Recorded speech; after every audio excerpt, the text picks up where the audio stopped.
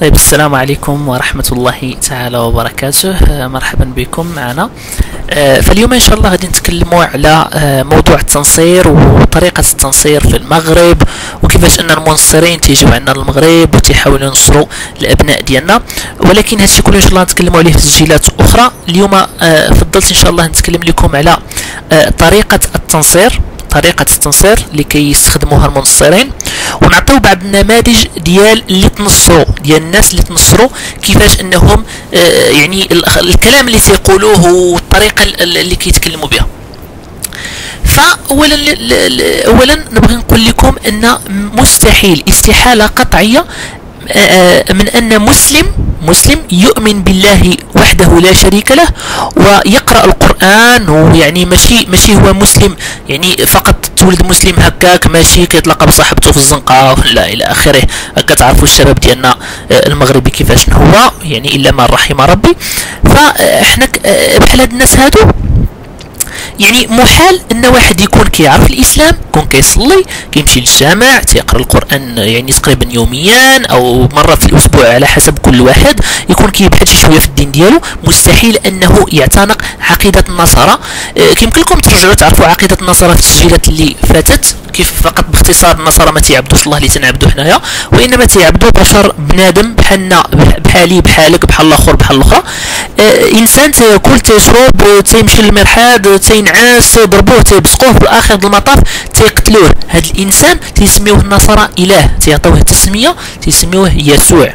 وهذا يسوع من المنظور الاسلامي هو المسيح عيسى بن مريم صلى الله عليه وسلم، ولكن هما تياخذوه على شكل اله، والصفات المذكوره عنده في الانجيل هي مخالفه تماما على الصفات ديال سيدنا عيسى المذكور عندنا في القران. هادشي كله يمكن لكم تشوفوه في صفات اله النصارى، غير كاين تسجيل. فالمتنصرين هاد المنصرين بحيث كيصيفطونا الغرب تيصيفطنا منصرين بزاف، اوروبيين فرنسيين المانيين امريكيين واقباط من مصر. ما تنساوش ان مصر فيها 3% ديال المسيحيين. تيصيفطوهم تيجيو لهنا تيتزوجوا بالبنات او كيتصاحبوا مع البنات الى اخره.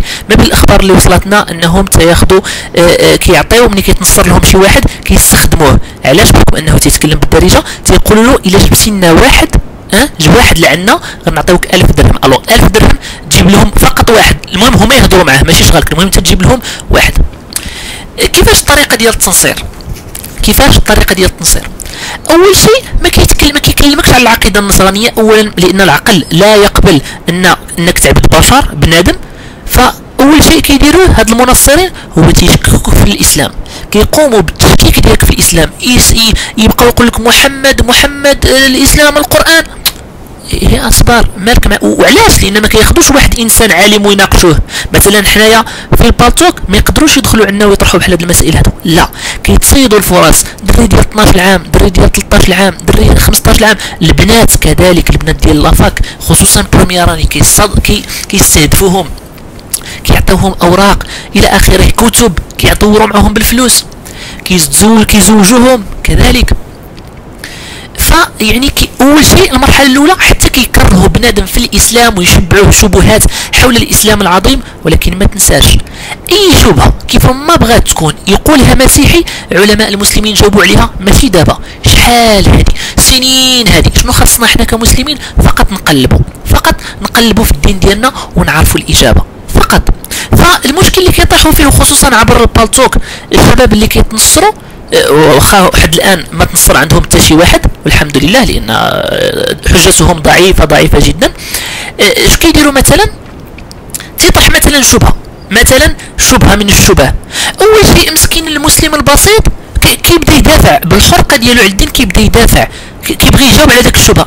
لا بلاتي، هذاك السيد المنصر المغربي الا كان كيحمل الجنسيه المغربيه راه اجهل من الحمار. كيفاش اجهل من انه داك الكلام اللي كيقول هو راه ماشي باحث، راه ما مشاش كيقلب على داك الكلام. منين جاب داك الكلام؟ فقط من السيتات ديال المسيحيين، فقط من الروابط ومن الانترنت. طق هذه شبهه تيقولوها على المسلمين، تيجي كيعاودها كالببغاء. ما تيمشيش يقلب على البحث، لانه لو مشى يقلب على البحث او دخل الغرف الاسلاميه غادي يعطيوه جواب. هو ما خاصوش الجواب، هو خاصو يشكك في الاسلام فقط لا غير. داك المسلم البسيط كيبلع الطعم ودغيا كيبدا مسكين الحرقه كتجيه وتيبدا يدافع على الاسلام. لا، حرق له الفيلم ديالو. اولا يطرح لك السؤال شبهه حول الاسلام، سولوا من أين جئت بهذا الكلام؟ أعطني المصدر. احنا الإسلام ما تيتخرجش من الانترنت، عندنا علماء، عندنا كتب، عندنا مراجع، عندنا أهل السنة والجماعة. أعطينا منين جبتي هذا الكلام هذا؟ قل لي، يعطيني سمية الكتاب وسمية الكاتب وسمية ديال الطبعة وسمية الصفحة، ومن يعطيك الحديث إلا هي كانت شبهة في الحديث أعطيني نشوف الحديث واش كاين صحيح ولا ضعيف ولا موضوع ولا إلى آخره. ماشي ينفع يقول لك قال رسول الله تقول له آمين وتسيق وتبدا تدافع، لا، قل له بعدا يعطيك المصدر هو الأول. ينفع غادي تطلب ليه المصدر غادي يتلف وما غادي يقدرش يكمل الشبهات ديالو. علاش؟ لأنه كقلت لكم كلخ من الحمار، لأنه داكشي كلب البغاء تيعاودو. فردوا البال معنا جزاكم الله خير.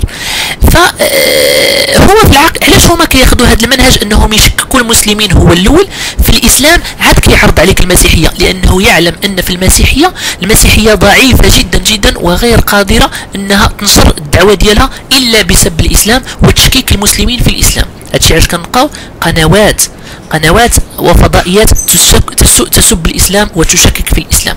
ان شاء الله نديروا تسجيلات واحده اخرى نكملوا مع هذه السلسله ان شاء الله، فضح المنصرين في المغرب ان شاء الله والطرق ديالهم.